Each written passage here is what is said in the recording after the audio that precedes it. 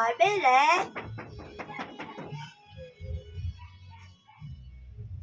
Pabili. First yung na ng nalutong sa manok. Pabili. Ano naman yung si kuya? Wala. Pabili. Ano yan? Parang naano po sa manok. Luluto. Ano? Makalupot yung ng manok. Ice cube? Sa manok po, Ano sa manok? sa luluto po, lang manok. Niluluto sa manok? Opo. Ano yun? Yung Ano susyub? napaluto po yun sa manok. Panluto nga ng manok? Ano nga yun? Lang manok. Naluluto po.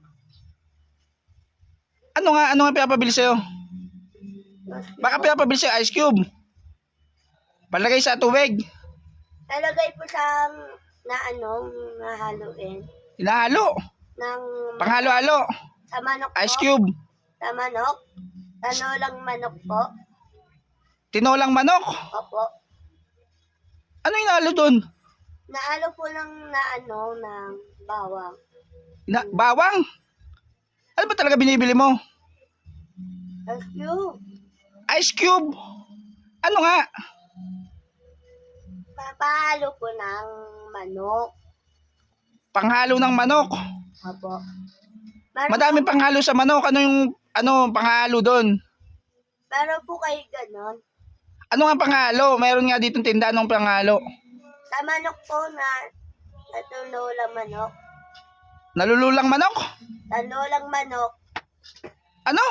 Niluluto po. Patola na may manok. Opo. Patola? May manok. Anong luto yon? Meron po yung ganon. Sabi po ng mga tao. Ano yun? Naalo po sa punyas na mati. Ganyan po. Sibuyas, kamatis. Hindi tinola yon. Naano po kasi nahalo po namin. At minsan po. Kaya nga ano ang binibili mo? Kasi maano po yung isang manok. Luluto po kasi kami eh. Baka kakain na kayo. Baka pinapabili sa'yo ice cube. Ano ba pinapabili sa'yo? Hindi maintindihan yung binibili mo. Ba't kasi ikaw lagi inuutusan? Natusan po kasi ako ng Mama Rose eh. Araw-araw po eh. Kaya nga ba't ikaw inuutusan?